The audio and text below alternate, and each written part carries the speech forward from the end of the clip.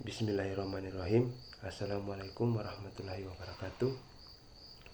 Perkenalkan, nama saya Malifar S. Umar, mahasiswa Fakultas Ekonomi dan Bisnis Program Studi Akuntansi kelas 4A.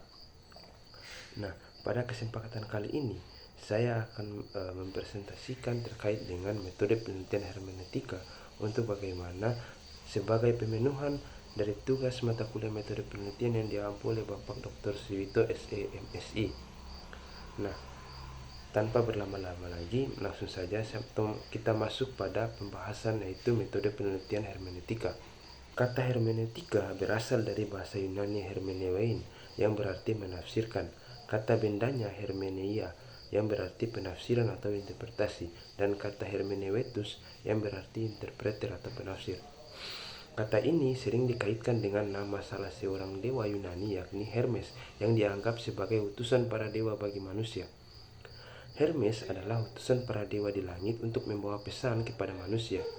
Pada awalnya, hermeneutika digunakan untuk mengembangkan penafsiran alegoris terhadap mitos atau tradisi Yunani kuno.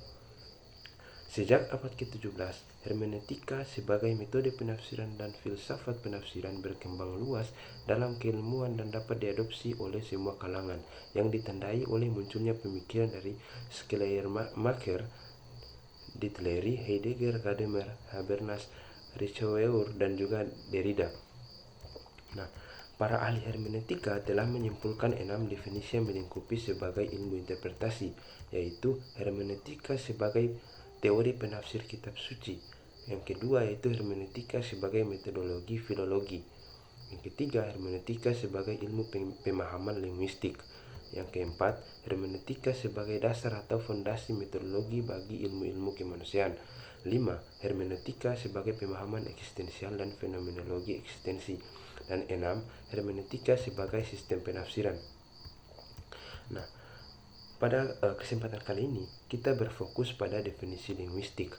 Nah, linguistik berasal dari kata lingua atau yang artinya bahasa, sedangkan bahasa Inggris disebut linguistics, yang artinya ilmu bahasa yang kemudian diserap dalam bahasa Indonesia menjadi linguistik dengan makna yang sama.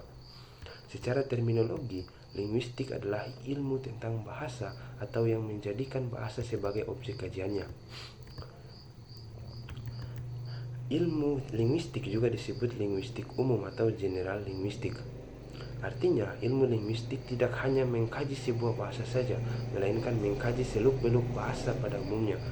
Ada berbagai definisi linguistik terdapat. Di antaranya adalah A. Disiplin ilmu yang mempelajari bahasa secara luas, meliputi semua aspek dan komponen bahasa, dan secara umum berarti sasarannya tidak hanya terbatas pada salah satu bahasa saja, misalnya bahasa Indonesia saja, akan tetapi semua bahasa yang ada di dunia. Kemudian B. Ilmu bahasa, misalnya strukturnya, penguasaannya, hubungannya dengan bentuk komunikasi lainnya. C. Studi ujaran manusia, meliputi kesatuannya, hakikat atau sifat, struktur, dan juga perubahan bahasa. D. Studi bahasa secara ilmiah. Dan E. Ilmu pengetahuan yang mempunyai objek formal bahasa lisan atau tulisan, yang memiliki ciri secara sistematis, rasional, empiris, umum, sebagai pemberian dari kenyataan struktur pembagian, bagian-bagian, dan aturan-aturan bahasa. Pada kesempatan kali ini, saya akan mereview singkat jurnal penelitian yang terkait dengan metodologi penelitian hermeneutika. Jurnal penelitiannya yaitu Orom Sesadu, Hakikat dan Maknanya bagi Masyarakat Suku Sahu di Halmahera Barat, Provinsi Maluku Utara. Nah, penelitian ini diteliti pada tahun 2019. Tempat penelitian ini adalah di Sahu, Halmahera Barat, Provinsi Maluku Utara. Metode yang dilakukan adalah wawancara dan juga observasi langsung. Nah, hasil penelitiannya adalah tradisi makan bersama atau Orom Sesadu.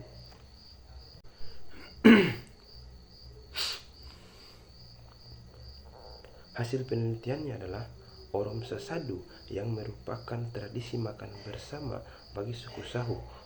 Orom yang merupakan yang berarti makan, dan juga sesadu yang mengacu pada rumah adat suku Sahu, Kabupaten Halmahera Barat, Provinsi Maluku Utara.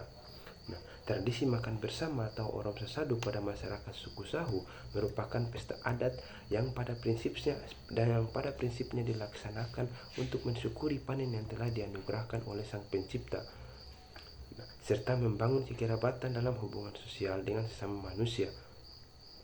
Dalam hal ini hubungan vertikal dengan Tuhan dan juga hubungan horizontal sesama ciptaan atau sesama manusia.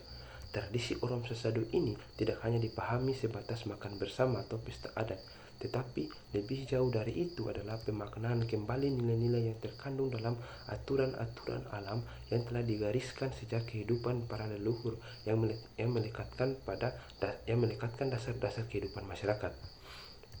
Nilai dari aturan-aturan tersebut mengatur hubungan masyarakat dengan pencipta, hubungan masyarakat dengan leluhur, hubungan masyarakat dengan sesama, serta hubungan masyarakat dengan alam lingkungan di sekitarnya. Dengan menghidupi dan mematuhi nilai-nilai yang terkandung dalam aturan yang dibuat sejak para leluhur yang terus dikumandangkan dalam acara makan bersama maupun acara adat lainnya, maka kedamaian dan ketentraman serta hasil panen yang melimpah akan terus dinikmati oleh masyarakat suku Sahu. Selain itu, Orom Sasadu juga dimaknai sebagai tindakan sosial yang mengikat persahabatan dan mutual obligation. Nah, hal ini juga terlihat dalam praktik ritual agama-agama kuno. Semua fungsi keseharian dalam ritus diringkas dalam sacrifice meal. Selain penyatuan relasi manusia dengan Sang Transenden, siapa yang terlibat dalam makan dan minum bersama berarti telah menyatakan diri berada dalam relasi persaudaraan dan membawa padanya tanggung jawab persaudaraan. Makan bersama menjadi tindak bersama atau common act yang menyiratkan ekspresi terhadap hal-hal di atas. Selain nilai-nilai kekerabatan antara sesama yang terbangun dalam ritual Orom Sasadu ini, masyarakat juga menyadari betapa pentingnya nilai relasi mesra antara manusia dengan Tuhan sebagai kekuatan transenden yang memberikan berkat makanan yang mereka nikmati bersama. Pada acara Orom Sasadu ini pula, masyarakat suku Sahu diajarkan untuk menemukan kembali rasa hormat dan mencintai budaya dan struktur-struktur sosial di dalamnya, sehingga dapat tahu diri dan juga tahu menempatkan diri dalam struktur-struktur tersebut. Struktur-struktur sosial tersebut diyakini bukan untuk menindas tetapi lebih kepada memberi kenyamanan dan keteraturan yang telah diyakini sejak para leluhur sehingga pola hidup masyarakat dapat selalu teratur dan terjaga keharmonisannya. Rasa saling menghargai dan mengayomi akan semakin terpupuk dalam masyarakat jika struktur sosial ini dipandang sebagai kondisi ideal kehidupan bermasyarakat. Nilai penghargaan terhadap budaya ini membuat masyarakat suku Sahu memposisikan dirinya sebagai manusia yang selalu melestarikan peninggalan-peninggalan leluhurnya walaupun digerus oleh tantangan kehidupan modern. Orom Sasadu pada masyarakat suku Sahu juga dipahami sebagai tindakan sosial yang berkorelasi langsung dengan pendidikan moral dalam masyarakat, yaitu ketika masyarakat merasa memiliki dan diajak berbagi dalam ikatan kekeluargaan. Pada situasi ini, sebagai orang tetua, pemangku adat berkewajiban mendidik muda-mudi di masyarakat untuk melaksanakan setiap aturan adat, melaksanakan kewajiban adatisnya sebelum menuntut hak-hak yang dimilikinya. Makan bersama ini mengajarkan masyarakat untuk berbagi dalam kelebihan maupun kekurangannya, baik kepada sesama suku dan keluarga sekampungnya maupun kepada masyarakat yang datang dari luar komunitasnya. Nilai kebersamaan dalam susah maupun senang selalu berbagi antar masyarakat ini menjadi ciri khas masyarakat suku Sahu yang dapat ditemui dalam kehidupan keseharian mereka sampai sekarang. Melalui Orom Sasadu, masyarakat juga diajarkan untuk memaknai hubungannya dengan lingkungan alam sekitar, tempat di mana mereka diajarkan untuk memahami waktu-waktu khusus untuk menanam, menuai, dan juga mengistirahatkan tanah sebagai bagian dari sistem pertanian yang dianut masyarakat. Hal ini mengandung pemahaman bahwa untuk semua yang terjadi ada hukum kosmis yang harus dipatuhi walaupun tidak tertulis, yang membuat tanah di mana mereka berdiam dan ditanami menjadi bagian dari satu kesatuan hidup yang harus dilindungi dan diberdayakan, bukan diolah seenaknya. Aturan-aturan adat yang mengatur waktu-waktu bertani ini telah menjadi salah satu solusi dalam kehidupan modern pada sistem pertanian masyarakat. Nilai yang terkandung di sini berkaitan erat dengan penghargaan terhadap keseimbangan kosmis. Hal mana perlu dipertahankan mengingat semakin nyatanya kerusakan lingkungan di mana-mana yang diakibatkan ulah manusia-manusia yang tidak bertanggung jawab. Suku Sahu dengan demikian telah menyumbang nilai dan gagasan terkait dengan pelestarian lingkungan hidup lewat ritual Orom Sasadu. Nah, adapun kesimpulan yang ditarik oleh peneliti, yaitu tulisan ini menyimpulkan bahwa tradisi Orom Sasadu paling tidak memiliki 5 makna atau nilai filosofis, yaitu menjadi ajang penegak nilai yang terkandung dalam aturan yang berujung kedamaian, mempertegas nilai-nilai relasi sosial persaudaraan, mempertegas struktur sosial yang mengayomi sebagai ajang pendidikan nilai moral bagi masyarakat, serta mempertegas nilai-nilai dan pola hubungan manusia, khususnya masyarakat suku Sahu dengan lingkungan alamnya. Orom Sasadu belakangan ini juga dipahami sebagai modal sosial atau lebih jauh modal kultural yang dapat dijadikan komoditas oleh pihak-pihak yang memiliki kewenangan kekuasaan dan wilayah. Hal ini dapat menjadi kebaikan jika pengelolaannya melibatkan orang-orang yang sadar budaya dan mengedepankan nilai-nilai spiritual serta menghormati aturan-aturan leluhur.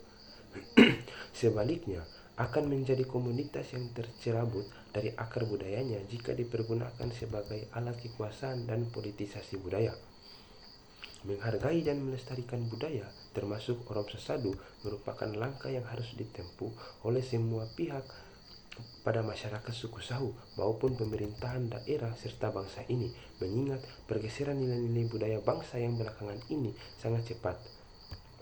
Kebudayaan tradisional masyarakat bukan ancaman yang patut dihilangkan, karena pada prinsipnya kebudayaan tradisional merupakan bagian dari kebudayaan secara universal.